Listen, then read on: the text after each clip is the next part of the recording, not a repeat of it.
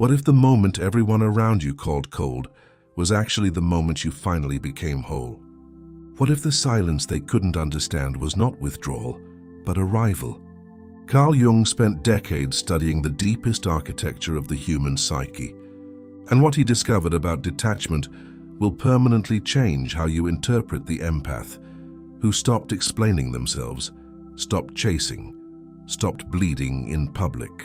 Because according to Jung, that moment, the one that looks like giving up, is actually the most sophisticated form of healing the human mind is capable of producing. Stay with me, because by the end of this, you will never mistake someone's peace for their defeat again. Let's start with what everyone gets wrong. When an empath detaches, the people around them panic. The narcissist escalates. The family member calls it selfishness. The friend who benefited from their endless availability calls it coldness. Everyone who was fed by their openness suddenly has an opinion about their boundaries. And the empath, conditioned by years of prioritizing everyone else's comfort over their own interior truth, begins to wonder if they're right. Am I becoming someone I don't want to be? Am I closing off? Have I lost something essential about myself? Jung had a precise answer to this question, and it is not what the people asking it want to hear. Jung called it the persona, the mask we construct for the world. The carefully managed presentation of self that keeps the peace, earns approval, and protects us from rejection. For empaths, this persona is almost always the same: the giver, the healer, the one who stays, the one who understands, the one who makes room for everyone else's chaos while quietly absorbing every cost. It looks like generosity. Sometimes it even feels like it. But Jung understood something most people spend their entire lives avoiding. A persona worn too long stops being a mask and starts being a cage. The empath who has never learned to detach is not free. They are performing warmth they sometimes don't feel, performing patience that has long since run out, performing availability for people who have never once asked how they are doing and meant it. And here is where Jung's insight cuts deepest. The healing doesn't begin when the empath finds someone worthy of their openness. The healing begins when they stop performing entirely. But detachment, Jung knew, is profoundly misunderstood, because in our culture, we have collapsed it into two meanings, and only one of them is true. There is detachment born from numbness, the shutdown that follows trauma too large to process, the walls built not from wisdom, but from desperation. The person who stopped feeling not because they integrated their pain, but because they buried it and hoped it would stay down. Jung called this dissociation, and he was clear that it is not healing, it is postponement. And then there is detachment born from integration, the stillness that follows not from the absence of feeling, but from its mastery. The person who still feels everything, who is perhaps more sensitive than ever, but who no longer allows those feelings to be used as a leash, who can witness their own emotional world with clarity rather than being consumed by it. This second detachment, Jung understood, is not the empath closing. It is the empath completing. The difference between the two is everything. And once you know it, you can see it instantly in someone's eyes. Now here is where it gets extraordinary, because Jung discovered that this kind of detachment doesn't arrive through discipline or willpower or deciding one morning to care less. It arrives through what he called the transcendent function, the psyche's own capacity to synthesize opposites that have been held in unbearable tension for long enough. The empath who reaches genuine detachment has held an impossible contradiction inside themselves for years.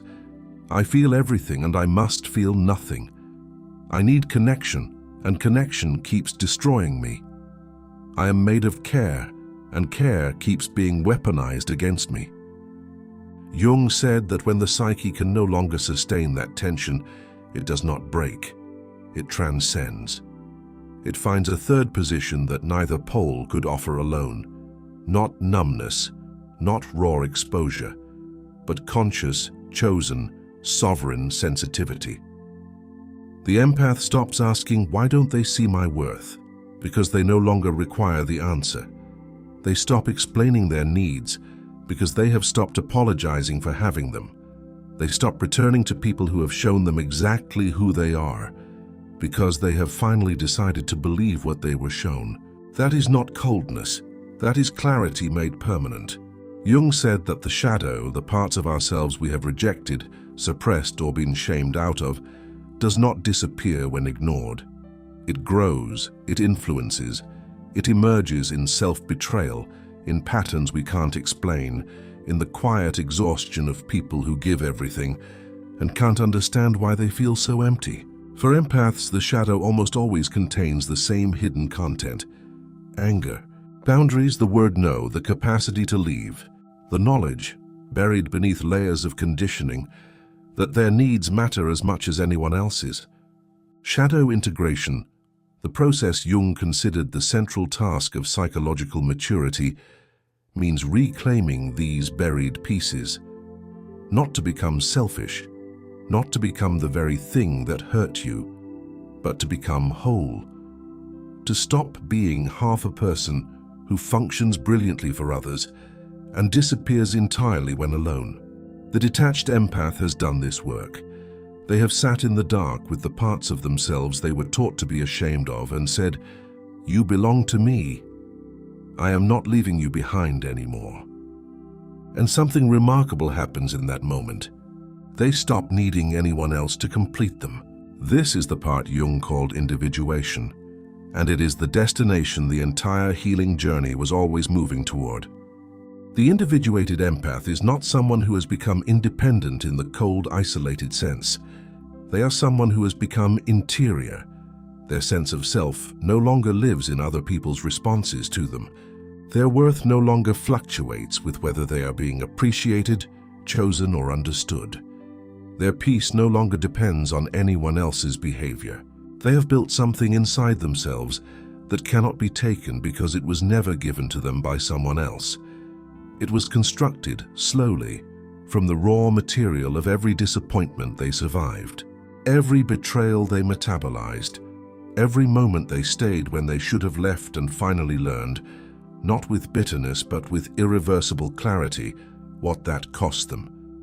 Jung said that suffering, consciously embraced, becomes the material of transformation. The empath who heals doesn't heal despite what happened to them. They heal through it. They become, in the most literal psychological sense, forged. And here is the final truth that changes everything. The people who mistake their detachment for damage are the same people who needed them unhealed, who needed the version of them that apologized for existing, that shrank to fit, that stayed past every reasonable expiration point because leaving felt like abandonment. That version is gone. Not because the empath became less, but because they finally became more themselves, more intact, more unwilling to participate in their own erasure. Detachment is not the empath walking away from love. It is the empath walking toward the only love that was always guaranteed to sustain them. The love they finally learned to give themselves. And that, Jung understood, is not the end of the empath's story. That is where it actually begins.